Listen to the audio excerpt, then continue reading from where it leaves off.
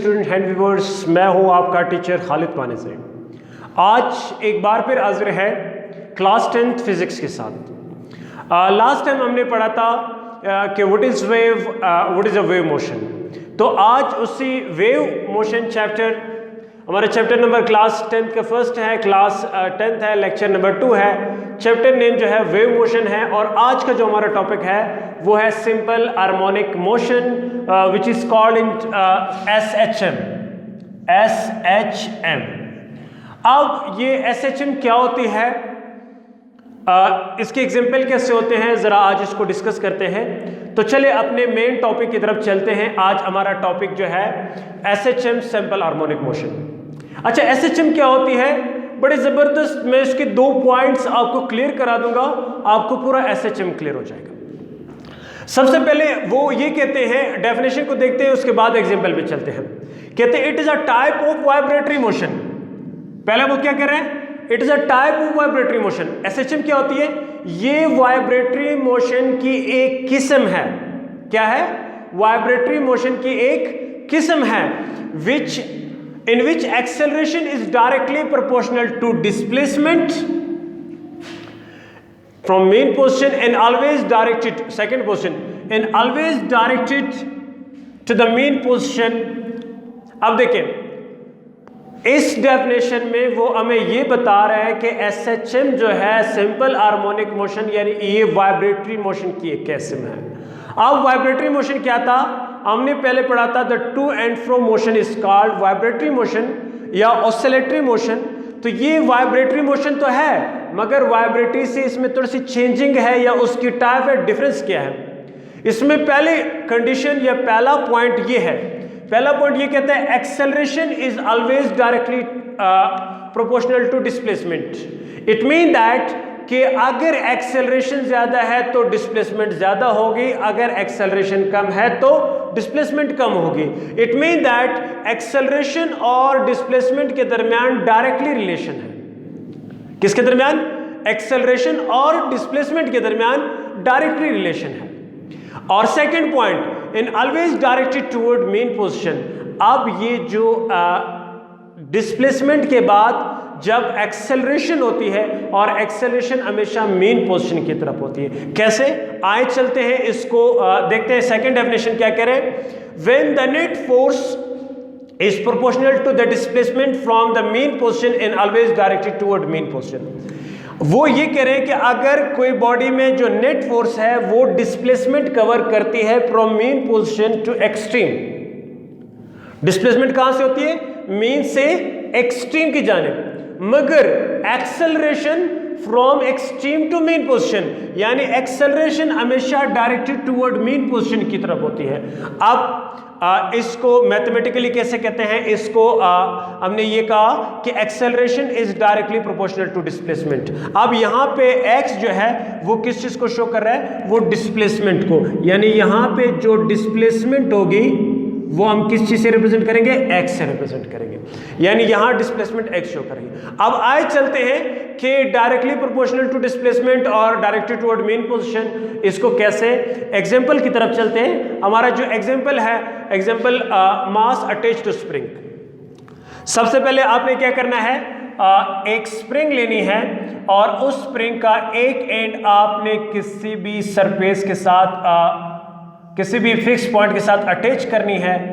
अब आपने ये स्प्रिंग अटैच कर ली और स्प्रिंग के दूसरे एंड के साथ आपने मास m अटैच करना है। क्या अटैच करना है, मास m अटैच करना है। ठीक है, अब इस वक्त ये स्प्रिंग है, स्प्रिंग का एक एंड आपने किसी हुक के साथ, डोर के साथ, ये वॉल के साथ अटैच कर लिया और दूसरा एंड जो है वो आपने मास के साथ अटैच कर लिया। इस वक्त स्प्रिंग में कोई न कोई स्ट्रेचनेस है, न कोई फोर्स एग्जर्ट हो रही है, बिल्कुल ये नॉर्मल कंडीशन में है और ये फ्रैक्शनलेस सरफेस एरिया, क्योंकि हम यहाँ फ्रैक्शन को डिस्कस नहीं करेंगे, फ्रैक्शन को इग्नोर करेंगे। यहाँ पे ये अटैच है। अब स्प्रिंग की जो ये कंडीशन है इसको कहते हैं इक्विलिब्रियम। क्या कहा जाता है इसको, इक्विलिब्रियम पोजीशन। इस वक्त जो इसकी पोजीशन है वो इक्विलिब्रियम हालत में है, यानी इट मीन ना इसमें कोई स्टिफनेस है ना कोई फोर्स एग्जिट हो रही इसके ऊपर, बिल्कुल है। अब क्या करते हैं, यहाँ पे इस m मास के ऊपर हम फोर्स लगाते हैं। क्या लगाते हैं? फोर्स लगाते हैं। अब जब हम इसके ऊपर फोर्स एग्जिट करेंगे, फोर्स क्या करेंगे? एग्जिट करेंगे, यानी इसके ऊपर फोर्स लगाएंगे, तो फोर्स लगाने से क्या होगा? स्प्रिंग की लेंथ में इंक्रीज हो जाएगा। यहां देखें, अब ये मेरे पास, सॉरी एक मिनट, फोर्स लगाने से पहले इस वक्त जो मास जिस पोजीशन पे है, इस पोजीशन को हम कहते हैं मीन पोजीशन। क्या कहते हैं? इसको हम ओ का नाम देते हैं, और ये मीन पोजीशन है। कौन सी पोजीशन है? Mean position. मीन पोजीशन वो पोजीशन होती है कि स्प्रिंग जो है बिल्कुल अपनी नॉर्मल कंडीशन में हो, इक्विलिब्रियम कंडीशन में हो, और बिल्कुल अपनी हो पोजीशन में हो, जिसमें कोई फोर्स न लग रहा ना हो, इसमें कोई स्टिचनेस हो, तो उसको मीन पोजीशन कहते हैं। अब हमने क्या करना है कि इस जो स्प्रिंग है, इस स्प्रिंग के ऊपर फोर्स लगाना है। मास के ऊपर फोर्स लगाएंगे, एक्सटर्नल फोर्स यानी फोर्स एग्जर्ट करेंगे, तो फोर्स एग्जर्ट करने से क्या हो जाएगा? स्प्रिंग की लेंथ में इजाफा होगा। यहां देखें,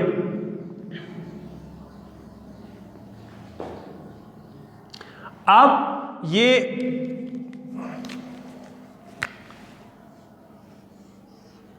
ये मास है। जब हमने फोर्स लगाई m के ऊपर, तो क्या हुआ? लेंथ में इंक्रीज हुआ। लेंथ में क्या हुआ? ये देखिए, यहां से लेकर यहां तक ये लेंथ में इंक्रीज हुआ। ठीक है, लेंथ क्या हुई? मास फोर्स लगाने से लेंथ इंक्रीज होगी। अब लेंथ जब इंक्रीज होगी, लेंथ कहां से हुई? Mean position toward extreme. ये क्या है? डिस्प्लेसमेंट है, डिस्प्लेसमेंट है। अब क्या हुआ कि mean position toward extreme position, अब इस एक्सट्रीम पोजीशन को हम नाम देते हैं पोजीशन ए। क्या नाम देते हैं? Position A. अब यहां पे हमारे पास एक लॉ है, उस लॉ को हम कहते हैं हुक लॉ। ठीक है, यहां देखें कि हुक लॉ हमें क्या कहती है? Hooke's law. हुक्स लॉ ये कहती है force is directly proportional to displacement. Force is directly proportional to displacement. अच्छा, ये कहते हैं, ये लॉ हमें ये बताती है कि जब आप किसी बॉडी पे फोर्स लगाओगे तो फोर्स लगाने से वो उसकी डिस्प्लेसमेंट ज़्यादा हो जाएगी। अगर फोर्स ज़्यादा है तो डिस्प्लेसमेंट भी ज़्यादा है, अगर फोर्स कम है तो डिस्प्लेसमेंट भी कम है। तो यहां देखें, जब इस बॉडी के ऊपर मैंने फोर्स लगाई मास m के ऊपर, इसकी लेंथ में इजाफा हुआ नहीं हुआ? तो हुक लॉ ने बता दी कि force is directly proportional to x। Force is directly proportional to x। अब यहां x जो है वो डिस्प्लेसमेंट शो करती है। क्या शो करती है? डिस्प्लेसमेंट शो करती है। अब यहां देखिए, हुक लॉ में जब हम इस प्रोपोर्शनलिटी को खत्म करते हैं, इस प्रोपोर्शनलिटी की जगह हम इक्वल और k लगाते हैं। क्या लगाते हैं? इक्वल और k लगाते हैं। तो क्या हो जाएगा? F is equal to kx। F is equal to kx। अब क्या हुआ? यहां पे k किस बात को शो कर रहा है? k जो होती है हमारे पास, ये स्प्रिंग कांस्टेंट होती है। क्या होती है? स्प्रिंग कांस्टेंट है। ठीक है, इसको बाद में डिस्कस करते हैं स्प्रिंग कांस्टेंट क्या होती है, इसकी वैल्यू क्या होती है। तो हमने फिलहाल ये कहा कि अगर मेरे पास एक स्प्रिंग हो और उसके साथ मास m अटैच हो, और मास m अटैच होने के बाद जब मैं इसके ऊपर फोर्स एग्जर्ट करूंगा तो वो क्या करेगा? डिस्प्लेसमेंट करेगा, यानी force is directly proportional to displacement. तो पहला पॉइंट ये देखें, acceleration is directly proportional to displacement. अब एक्सेलरेशन जो है वो डायरेक्टली प्रोपोर्शनल डिस्प्लेसमेंट कैसे है, अब देखते हैं। यहां देखें कि जब मैं इस मास को, अब क्योंकि मैंने इसके ऊपर फोर्स लगाई, अब वो फोर्स इस स्प्रिंग के अंदर स्टोर होगी। फोर्स क्या हुई? स्प्रिंग के अंदर स्टोर होगी। अब जैसे मैं इस फोर्स को छोड़ दूं, इस फोर्स को अपना हाथ हटा दूं जो मेरे फोर्स में स्टोर हुआ, तो स्प्रिंग क्या करेगा? स्प्रिंग वापस टुवर्ड मेन पोजीशन की तरफ मूवमेंट करेगा। किसकी तरफ मूवमेंट करेगा? यहां देखिए, अब स्प्रिंग x ये मूव करेगा टुवर्ड मेन पोजीशन। अब यहां देखिए बड़ी जबरदस्त पॉइंट है कि जब हमने फोर्स लगाया तो डिस्प्लेसमेंट कहा था from mean position to extreme, from mean to extreme, और इस एक्सट्रीम पोजीशन को मैंने नाम दिया ए। जैसे मैं यहां से हाथ हटा दूं, अब ये मास वापस मूव करेगा टुवर्ड्स मीन पोजीशन। क्यों मूव करेगा? इस वजह से क्योंकि यहां पे रिस्टोरिंग फोर्स है। कौन सी फोर्स है? Restoring force. अब रिस्टोरिंग फोर्स कहां से आई? जब मैंने इसके ऊपर फोर्स लगाई थी वो फोर्स स्प्रिंग के अंदर स्टोर हो चुकी थी। अब ये स्प्रिंग जब दोबारा एक्सेलरेशन करेगा तो वो उस फोर्स को रिस्टोर करेगा, यानी यूज करेगा, यूटिलाइज करेगा। तो इस वजह से स्प्रिंग जो है वो मूव टुवर्ड्स मीन पोजीशन। अब ये मीन पोजीशन के बाद आने पे ये स्प्रिंग जैसे ये बॉडी यहां से आएगी अब मीन पोजीशन पे, आप मीन पोजीशन पे क्या था? इसको रुकना चाहिए था क्योंकि स्टार्टिंग पॉइंट इसका मीन पोजीशन था, मगर मीन पोजीशन पे वो रुकता नहीं है। क्यों नहीं रुकता? Due to inertia, due to inertia. अब ड्यू टू इनर्शिया वो यहां पे नहीं रुकेगा बल्कि वो नेक्स्ट पोजीशन की तरफ निकल जाएगा। अब यहां देखें कि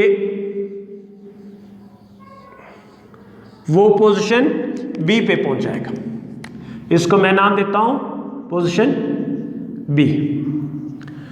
अब देखें कि पोजीशन बी पे, अब यहां देखें डिस्प्लेसमेंट कहां से हुई? मीन टुवर्ड एक्सट्रीम पे हुई, नहीं हुई? डिस्प्लेसमेंट मीन टुवर्ड एक्सट्रीम पे हुई है, एक्सट्रीम बी पे हुई है। अब इस मास को यहां रुकना चाहिए था पोजीशन ओ पे, मगर पोजीशन ओ पे इनर्शिया की वजह से नहीं रुकता। अब सवाल यह है कि व्हाट इज इनर्शिया? हमने पढ़ा था इनर्शिया वो प्रॉपर्टी होती है जो resist to change it position. आप ये क्या करते हैं, क्योंकि बॉडी मोशन में है तो वो अपने मोशन की हालत को कंटिन्यू रखना चाहता है, स्टॉप नहीं होना चाहता, एट रेस्ट में नहीं आना चाहता। So due to restoring force और इनर्शिया की वजह से बॉडी आप मीन पोजीशन से बी पोजीशन पर आ जाएगी, एक्सट्रीम पोजीशन। अब बी पे आने के बाद अब ये बॉडी जब आ गई है यहां इसकी एनर्जी जीरो हो जाती है, वापस क्या करेगी? ये एक्सेलरेट करेगी टुवर्ड मीन पोजीशन। अब यहां देखिए डिस्प्लेसमेंट की दोनों तरफ देखिए, डिस्प्लेसमेंट की डायरेक्शन देखिए, from mean position to extreme. यहां देखिए मीन से एक्सट्रीम, यहां देखिए मीन से एक्सट्रीम डिस्प्लेसमेंट, मगर एक्सेलरेशन को देखिए always directed toward mean position. यहां देखिए ये भी एक्सेलरेशन है, ये भी एक्सेलरेशन है।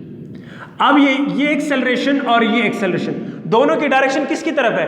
मीन पोजीशन की तरफ है। तो अब यहां देखिए डेफिनेशन में हमने कहा था कि acceleration is directly proportional to displacement. जितनी डिस्प्लेसमेंट ज्यादा होगी, जितना लेंथ इंक्रीज होगा, उतना एक्सेलरेशन ज्यादा होगा। पहले पॉइंट। दूसरी हमने कहा था कि अब डिस्प्लेसमेंट क्या होगी? The displacement from mean position, displacement mean position से होगी from mean to extreme, from mean to extreme. और थर्ड पॉइंट ऑलवेज डायरेक्टेड, यानी acceleration is always directed to mean position, और एक्सेलरेशन हमेशा मीन पोजीशन की तरफ डायरेक्शन होगा, mean position की तरफ आएगी। सो आप देखें हमने कहा कि एक स्प्रिंग है, मास m उसके साथ अटैच है। जब हम उसके ऊपर फोर्स लगाएंगे तो फोर्स लगाने से उनकी लेंथ में इंक्रीज होगा। अब उसकी लेंथ में इंक्रीज हमने किस लॉ से एक्सप्लेन किया था? ओक्स लॉ से। ओक लॉ ये कहती है force is directly proportional to displacement. जितना आप फोर्स लगाओगे उतनी डिस्प्लेसमेंट होगी। तो अब क्या कहता कि from mean position to extreme की तरफ हम जाएंगे। जब पोजीशन ओ पे गए, पोजीशन ए पे गए, पोजीशन ए जो है हमारा एक्सट्रीम पोजीशन है।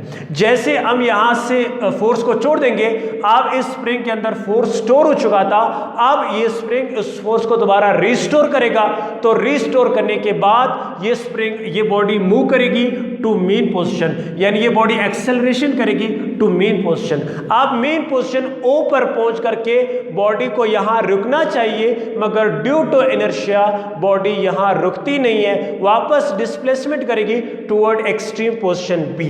तो आपने इसमें एक पॉइंट नोट कर लिया, डिस्प्लेसमेंट हमेशा from mean position to extreme है, चाहे वो ए पे हो या बी पे हो। और दोबारा जब वो एक्सट्रीम से बॉडी मीन की तरफ आती है तो एक्सेलरेशन होती है, यानी it mean that acceleration is always toward mean position, यानी एक्सेलरेशन दोनों में, चाहे वो इस एक्सट्रीम में हो या उस एक्सट्रीम में हो, मीन पोजीशन की तरफ होती है। तो क्या है, अब ये मास m जो है वो पोजीशन A और B के दरमियान, पोजीशन A और B के दरमियान ये to and fro motion and vibratory motion show करेगा। कौन सी मोशन शो करेगा? To and fro and vibratory motion show करेगा। अब ये वाइब्रेटरी मोशन हमने कहा था ड्यू टू रिस्टोरिंग फोर्स है। अब रिस्टोरिंग फोर्स क्या होती है? FR क्या होती है? कहते हैं फोर्स विच ऑलवेज पुश और pulls the object to performing oscillatory motion towards mean position, यानी वो फोर्स जब किसी बॉडी को वो पुश करती है और पुल करती है टुवर्ड्स मीन पोजीशन पे लाने के लिए। अब क्योंकि यहाँ देखिए बॉडी यहाँ मैं ले गया था फोर्स, मैंने एग्जिट कर दिया, जब मैंने इसके ऊपर फोर्स लगाई, वो फोर्स लगाने की वजह से बॉडी जो है O से A की तरफ चलेगी। जैसे मैं इस बॉडी को छोड़ देता हूँ, ये बॉडी वापस A से O की तरफ आएगी। जब यहाँ से O से A तक ले जाने वाला कौन सा फोर्स था? एक्सर्टेड फोर्स था, मगर इसको वापस लाने वाला, इसको वापस O पोजीशन पे लाने के लिए जो फोर्स होती है वो रिस्टोरिंग फोर्स होती है। यानी वो फोर्स जब कोई बॉडी को पुश करती है या पुल करती है टुवर्ड्स मीन पोजीशन पे लाने के लिए, तो उसको रिस्टोरिंग फोर्स कहते हैं। उसको क्या कहा जाता है? Restoring force. It is represented by FR। अच्छा, FR is equal to -F। अब देखिए रिस्टोरिंग फोर्स हमेशा डायरेक्शन में जो आपका जो सेकंड फोर्स होता है, एक्सर्टेड फोर्स होता है, उसके अपोजिट होती है। अब अपोजिट्स कैसे होती है? देखिए मैंने इसके ऊपर फोर्स लगाई, डायरेक्शन इस तरफ है टुवर्ड्स O से A की तरफ, और रिस्टोरिंग फोर्स की डायरेक्शन A से O की तरफ है। तो अब यहां देखिए दोनों, जब मैं फोर्स एक्सर्ट कर रहा तो इस तरफ और रिस्टोरिंग फोर्स इस तरफ आ रही है, तो इस वजह से यहाँ माइनस साइन जो है वो डायरेक्शन, अपोजिट डायरेक्शन की शो करती है। यानी ये दोनों एक डायरेक्शन में नहीं हो सकते, हमेशा अपोजिट डायरेक्शन में होंगे। तो इसको कहते हैं रिस्टोरिंग फोर्स। इसको क्या कहा जाता है? Restoring force. अब आए चलते हैं हुक्स लॉ को डिफाइन करते हैं कि हुक्स लॉ क्या कहती है और हुक्स लॉ में हमने क्या पढ़ा था। अच्छा देखिए, सबसे पहले हमने ये कहा था, हुक्स लॉ ने ये बताया था कि force is directly proportional to displacement. X किस चीज को शो कर रही? डिस्प्लेसमेंट को, कि आप जितना फोर्स लगाओगे उतना लेंथ में इंक्रीज होगा। सिंपल से एग्जांपल मैं आपको देता हूँ, रबड़ बैंड आपने देखे होंगे, आप उसको जितना खींचोगे उतने उसकी लेंथ में इजाफा होगा, तो जितनी आपकी फोर्स ज्यादा होगी उतनी डिस्प्लेसमेंट ज्यादा होगी। अब यहाँ पे ये जो साइन ऑफ प्रोपोर्शनलिटी है, इसको खत्म करने के लिए हम इक्वल और के लगाते हैं। क्या लगाते हैं? इक्वल और के लगाते हैं। तो क्या लिखेंगे यहाँ पे F is equal to KX, ठीक है। मगर ड्यू टू रिस्टोरिंग फोर्स, क्योंकि हमने कहा था रिस्टोरिंग फोर्स इज रिस्टोरिंग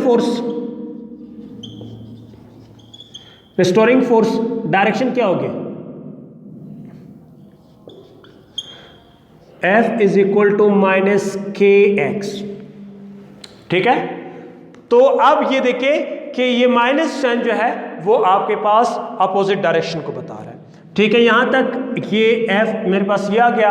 अब according to second law, Newton second law, जो न्यूटन है, न्यूटन्स सेकंड लॉ, वो क्या कहती है? न्यूटन सेकंड लॉ फोर्स को कैसे डिफाइन करती है कि force is equal to mass and acceleration. Newton second law हमें ये बताती है force is the product of mass and acceleration. Mass, product of mass and acceleration is called force. अब यहां देखिए हम क्या करेंगे? We know that the force value, हम फोर्स की कीमत को जानते हैं। फोर्स किसके बराबर था हमारे पास? Force is equal to -KX, ठीक है। आप क्या करेंगे? Put the value of F in equation, इसको मैं नाम देता हूं इक्वेशन 1, फोर्स इन इक्वेशन 1। अब इसको इक्वेशन 1 में पुट करेंगे, ठीक है। इक्वेशन 1 में कैसे पुट करेंगे? यहां आप देखें कि फोर्स की जगह में क्या लिखूंगा? -KX is equal to MA। अब यहां देखिए हमने एक्सेलरेशन मालूम करना है, तो एक्सेलरेशन के साथ जो चीजें होती है वो इस तरफ शिफ्ट हो जाएगी। तो एक्सेलरेशन के साथ क्या है? मास इस तरफ मल्टीप्लाई हो रहा था, इस साइड आकर के डिवाइड हो जाएगा। मैं इसको रीअरेंज करता हूं, A is equal to -KX divided by M, ठीक है। अब minus K x divided by M, यहां देखिए मेरे पास के कांस्टेंट है और मास भी कांस्टेंट है। यहां देखिए मास तीनों में पोजीशन पे सेम आ रही है, कांस्टेंट आ रही नहीं आ रही, मास चेंज नहीं है, मास कांस्टेंट है। तो जब हम दो कांस्टेंट के डिवाइडेड बाय एम इसको रिप्लेस करेंगे इक्वल, यहाँ पे जब हम इसको रिप्लेस करेंगे ये और इक्वल, तो ये प्रोपोर्शनलिटी का साइन आ जाएगा। किसका साइन आ जाएगा? प्रोपोर्शनलिटी का साइन। तो ये दो कांस्टेंट है, इस कांस्टेंट को हम वापस प्रोपोर्शनलिटी से इक्वल को भी खत्म हो जाएगा और कांस्टेंट भी खत्म हो जाएगा, इसकी जगह प्रोपोर्शनलिटी आ जाएगी। सो क्या आ जाएगा? a is equal to a is directly proportional to minus X. ये देखिए हमने मैथमेटिकली जो हमने पहले स्टेटमेंट दी थी, हमारी स्टेटमेंट ये थी पहले कि acceleration is directly proportional to displacement. तो अब हमने उसमें साबित कर लिया कि एक्सेलरेशन जो है वो डिस्प्लेसमेंट के डायरेक्टली प्रोपोर्शनल है और according to this example mass attached to spring. अच्छा, इसमें अब मैं आपको थोड़ी सी और बातें बता दूं कि इसमें यहां देखें, अगर हम एनर्जी की पॉइंट ऑफ व्यू से देखें कि एनर्जी के हिसाब से देख लें कि बॉडी कैसे मूव करती है। अब इस वक्त मेरे पास ये बॉडी एम हो है, इसमें बिल्कुल जीरो है। जब मैं इस कुछ भी नहीं है, ना काइनेटिक एनर्जी है ना पोटेंशियल एनर्जी, इस वक्त इसमें ना पोटेंशियल एनर्जी है ना इसमें काइनेटिक एनर्जी, ठीक है। जब मैं इस बॉडी को ले गया, जब मैंने इस बॉडी को फोर्स लगाई, इस पोजीशन पे लेके आ गया, अब इस वक्त ये body in state of rest में है। तो जब स्टेट ऑफ रेस्ट में होती है पोटेंशियल एनर्जी जो होती है वो मैक्सिमम होती है। क्या होती है? पोटेंशियल एनर्जी मैक्सिमम है, क्योंकि मैंने इसको होल्ड किया, मेरी एनर्जी इसमें ट्रांसफर होगी और काइनेटिक एनर्जी क्या होगी? जीरो होगी। काइनेटिक एनर्जी क्या होगी? जीरो होगी। अब यहां देखिए हमने पहले पढ़ा था एनर्जी कभी खत्म नहीं होती है, बल्कि एनर्जी एक फॉर्म से दूसरे फॉर्म में कन्वर्ट हो जाती है। तो इट मीन दैट जैसे मैं इसको छोड़ दूंगा, ये स्प्रिंग मूव करेगा नहीं करेगा, डिस्प्लेस करेगा नहीं करेगा, तो इट मीन दैट इसमें एनर्जी है, एबिलिटी टू डू वर्क है। तो मैं इसको जैसे जोड़ देता हूं, ड्यू टू रिस्टोरिंग फोर्स की वजह से ये बॉडी मूव करेगी तो पोटेंशियल एनर्जी कम होती जाएगी, काइनेटिक एनर्जी बढ़ती जाएगी, क्योंकि kinetic energy due to motion है, ड्यू टू मोशन है। तो इस पॉइंट पर पहुंच करके काइनेटिक पोटेंशियल एनर्जी मेरे पास जीरो हो जाएगी। पोटेंशियल एनर्जी क्या हो जाएगी? जीरो हो जाएगी और काइनेटिक एनर्जी आपके पास मैक्सिमम हो जाएगी। काइनेटिक एनर्जी क्या हो जाएगी? मैक्सिमम हो जाएगी। अब यहां इस पॉइंट के ऊपर जैसे ये बॉडी वापस निकलेगी, इस पोजीशन पर आ जाएगी, तो इस पोजीशन पर फिर पोटेंशियल एनर्जी जो है वो मैक्सिमम हो जाएगी और काइनेटिक एनर्जी जो है वो जीरो हो जाएगी। नहीं समझ आई? क्योंकि जब पोटेंशियल एनर्जी मैक्सिमम हो जाएगी, बॉडी स्टॉप हो जाएगी और वापस एक्सेलरेट करेगी टुवर्ड मीन पोजीशन, तो ड्यू टू पोटेंशियल एनर्जी।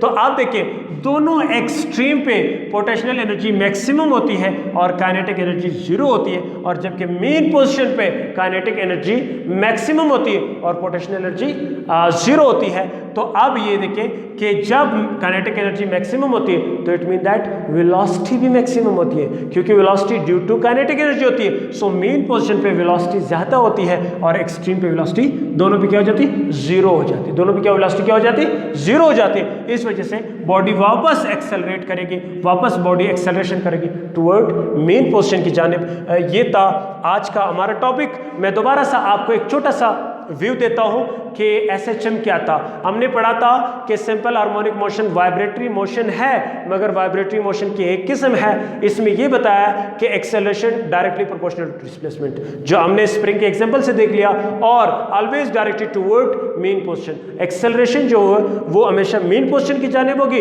और डिस्प्लेसमेंट जो है वो एक्सट्रीम पोजीशन की जानिब होगी। तो ये मैथमेटिकली डेफिनेशन था। रिस्टोरिंग फोर्स, जो स्प्रिंग के अंदर जो फोर्स स्टोर हो जाती है और वो उस फोर्स को दोबारा रिस्टोर करेगी, तो उस फोर्स को रिस्टोरिंग फोर्स कहा जाता है। और रिस्टोरिंग फोर्स हमेशा डायरेक्शन में अपोजिट होगी एक्सर्टेड फोर्स की।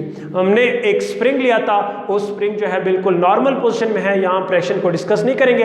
इस वक्त इसकी जो पोजीशन है उसको हम इक्विलिब्रियम पोजीशन कहते हैं। जब हम इसके ऊपर फोर्स लगाएंगे, O से फोर्स लगाएंगे तो इसकी लेंथ में क्या इजाफा होगा और वो एक नई पोजीशन पे आ जाएगी। उस नई पोजीशन को हम ए का नाम देते हैं, ये एक्सट्रीम पोजीशन होती है। तो अब देखिए जब हमने फोर्स लगाई, फोर्स लगाने से क्या हुआ, डिस्प्लेसमेंट कवर हुआ नहीं हुआ, इंक्रीज इन लेंथ हुआ नहीं हुआ। तो उक लॉ क्या कहती है, force is directly proportional to displacement. Force जो है वो डिस्प्लेसमेंट के डायरेक्टली प्रोपोर्शनल है। फोर्स ज्यादा है तो डिस्प्लेसमेंट ज्यादा होगी, फोर्स कम है तो डिस्प्लेसमेंट कम होगी।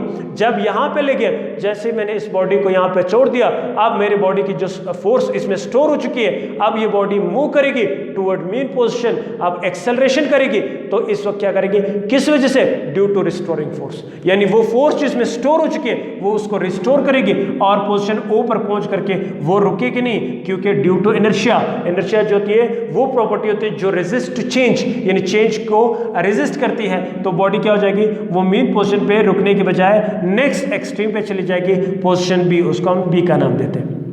अब ये स्प्रिंग जो है वो मास जो है वो थोड़ी देर के लिए, जब तक इसमें एनर्जी है, वो ए और बी के दरमियान वाइब्रेट करता रहेगा। जब इसकी रिस्टोरिंग एनर्जी खत्म हो जाएगी, फोर्स खत्म हो जाएगी, तो वापस वो पोजीशन ए पे आ जाएगा। सो ये था उक लॉ। फिर हमने क्या कहा था कि ये F इज इक्वल टू के X is the restoring force, क्योंकि अपोजिट डायरेक्शन में तो माइनस लगाएंगे। अब सेकंड न्यूटन सेकंड लॉ हमें क्या बताती है, F is equal to M A.